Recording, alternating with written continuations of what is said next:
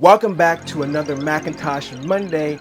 I'm Mike, and of course I'm here with the Apple news for this week. In my previous video, of course, I talked about all the new Apple products, especially that new iPad. It's really nice. It's really a great update, a much needed update, because that design was kind of old and crusty. And if you order one right now, you can get one on October 26th, the day that it releases, but some of the accessories are not going to arrive on time. It looks like the first gen Apple Pencil with the adapter by itself, and the new folio case all have a slight delay. They are all estimated to ship in 1 to 2 weeks, where the new iPad itself ships on October 26th. So if you're looking to get a new iPad with the accessories, you might be waiting a little bit longer. As part of the iPad going USB-C, of course, you need an adapter to use that first gen Apple Pencil, which I still don't understand why they just didn't upgrade to the second gen one and put the connector on the top like the other iPads. But I'm not going to sit there and keep questioning these decisions that they made. But either way, like I talked about in the last video, since the first gen pencil is still Lightning, you need that Lightning to USB-C connector, and they're packaging those now with the first gen pencil. So obviously the delay is probably related to that new adapter. And of course the folio is all new and specific for this new iPad, which I'm jealous of because it has a function row. I mean, look at this thing. It was like $1,200. I want function keys, dang it. So if you are looking to get a new base model iPad with the accessories, you might just have to wait a little bit longer for the accessories. And you know what else might take a little bit longer?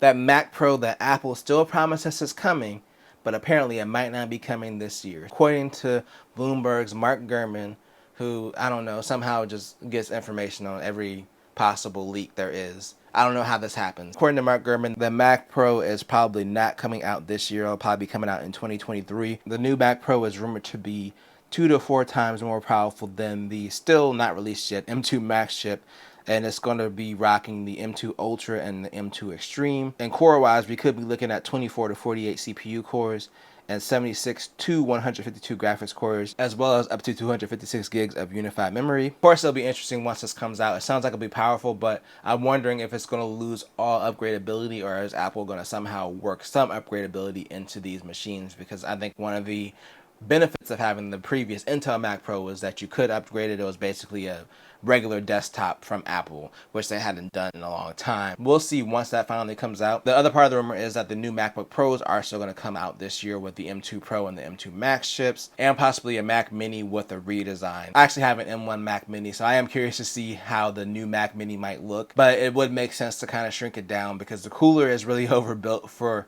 the processor it has now. Even with the M2, I think that the current cooler is still a little bit overbuilt for it. But I'd be curious to see what they can do with the redesigned Mac Mini and how tiny they can make that thing. Obviously with the MacBook Pros, it's just going to be a spec bump with the new M2 chips. They just redesigned them last year, so we're not going to see a new design for those. Speaking of design, in our final story, the lead hardware designer at Apple, Evans Hankey, I hope I'm saying her name right. I'm probably not saying it right at all. She's leaving Apple after 3 years. She took over for the hardware portion of the design once Johnny Ive left. Alan Dye apparently took over the software portion of it. It doesn't say why she's leaving, but it doesn't seem to be in bad faith. She's actually staying on for 6 months as part of a transition. They really haven't announced anybody that's going to take over that role yet. So I'll be interested to see what they do with this position after she leaves, what direction they decide to go in. Everyone loved Johnny Ive, and he definitely had his air, but their designs have still been good. So I think that the design language is the Apple design language, and I don't think it's really going to change too much. But I really enjoyed the new designs for like the MacBook and the iMac and the Mac Studio. Like, I think these designs are really good, especially because they had been stagnant for a while. So